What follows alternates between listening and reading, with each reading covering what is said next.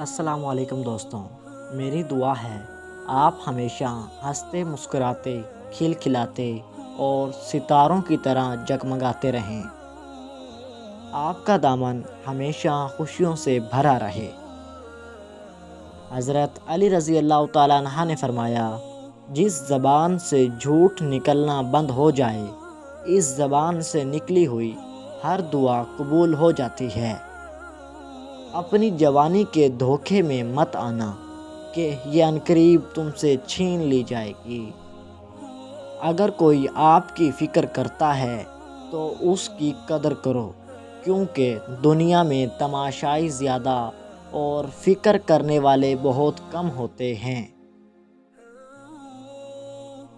عقل مند وہ ہے جو اپنی زبان کو غیبت سے بچائے، اور مومن وہ ہے جس کا دل شک سے پاک ہے۔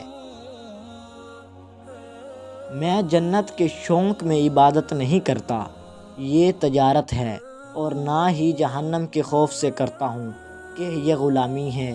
میں صرف اور صرف اس لیے عبادت کرتا ہوں کہ میرا رب عبادت کے لائق ہے۔ گناہ پر ندامت گناہ کو مٹا دیتی ہے، نیکی پر غرور نیکی کو تباہ کر دیتا ہے۔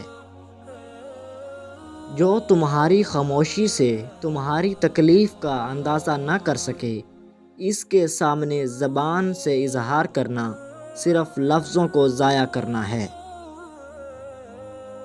اگر میری زندگی میں دکھ نہ ہوتے تو میں اپنے رب کے ساتھ دعا کا راستہ کیسے نبھاتا؟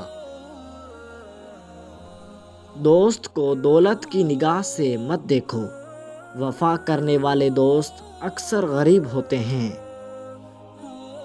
رشتوں کو مضبوط رکھنے کے دو راز: جب آپ غلط ہوں تو اپنی غلطی تسلیم کریں، جب آپ صحیح ہوں تو صرف خاموشی اختیار کریں۔